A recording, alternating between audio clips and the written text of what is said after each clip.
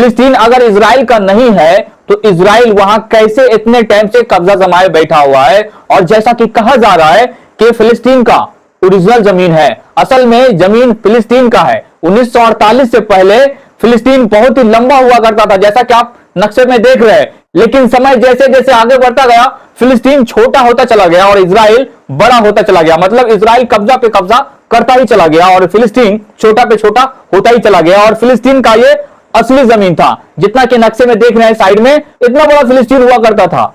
लेकिन इजराइल ने कब्जा करते करते छोटा कर दिया और पूरे फिलिस्तीन पे इजराइल ने कब्जा कर लिया।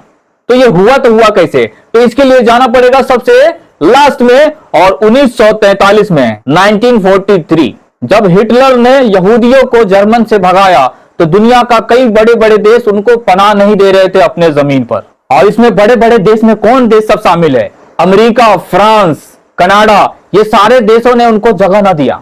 बहुत सारे साथियों के साथ जहाज में खचाखच लोग भरे रहे और वो दर बदर भटक रहे हैं। कभी ये देश बोल रहे हमें पनाह दे दो, कभी वो देश से बोल रहे कि हमें पनाह दे दो, लेकिन कोई भी उन्हें पनाह नहीं दिया। आखिर में शर्मनाक होकर पनाह मांगने के लिए फलस्तीन आए और अपने बड़े जहाजों पे बड़ा बड़ा बैनर लगाकर अपील की थी। और उस अपील में उन्होंने कहा था, जर्मनों ने हमारे घर परिवार को तबाह कर दिया है, हम बड़ी उम्मीद से आपके पास आए हैं, हमारी मदद को मत ठुकराना। तो इस तरीके का गुहार लगा कर आए थे 1943 में, जहां सब देश ने यहूदियों को भगा दिया था, इजरायली को कोई देश पनाह नहीं दे रहे थे। आज उस देश के फेवर में लोग बोल रहे हैं ना, बड़ा बड़ा देश उसके फेवर में बात कर रहे हैं, वही देश उन टाइम 1943 में उनको भगाया था अपने जमीन पर, उनको पनाह नहीं लेने देना चाह रहे थे, नहीं देने दिए।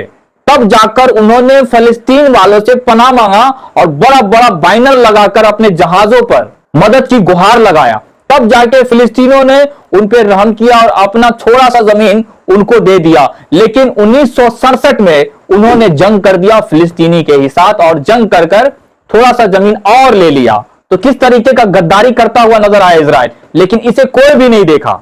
ये गद्दारी को कोई नहीं जान पाया, कोई इन पे बात नहीं कर रहा। लेकिन एक बम हमास मार देते हैं ना इजराइल पे, इजराइल का जैसा नाक कर जाता है ना, तो पूरी दुनिया कहते हैं कि हमास आतंकी हमला किया है।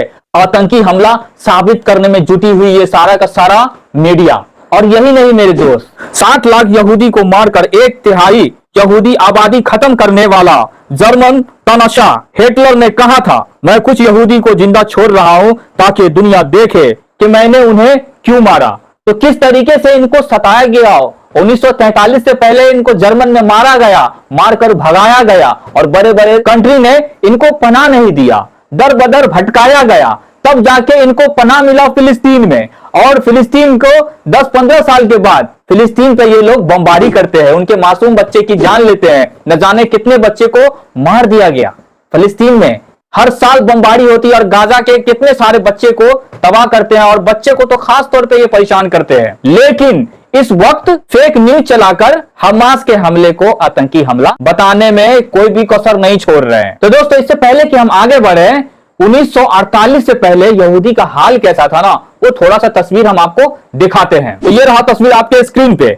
1948 में इजराइल ने इसी हालत में फिलिस्तीन से सर छुपाने के लिए जमीन मांगी थी। फिलिस्तीन ने इन नंगे भूखे पर रहम खाकर जमीन का एक छोटा सा टुकड़ा दे दिया। लेकिन इनको क्या पता कि एक दौर ऐसा आएगा जिस टाइम में जो उनको जमीन दिया गया, फिलिस्तीनी के बाप दादाओं ने जमीन देकर छोटा सा टुकड़ा देकर उनको बसाया, उनको क्या पता कि ये कल को होकर हमारे ही बच्चे को कत्ल करेंगे। उनको क्या पता, उसको क्या मालूम था कि इस तरीके का हालात देखने को मिलेगा। दोस्तों, इससे पहले कि हम वीडियो खत्म करें, लेकिन इंडिया के एक लीडर्स, पॉलिटिशियन लीडर्स ने फिलिस्तीनी का समर्थन देता हुआ नजर आया। जी हाँ दोस्तों, मैं बात कर रहा हूं जीतन राम मांझी, पॉलिटिशियन लीडर्स है। उन्होंने क्या कुछ कहा आपके स्क्रीन पे। जब इजराइल बेगुनाह है तो फिलिस्तीनी का नरसंहार कर रहा था, पूरी दुनिया खामोश थी।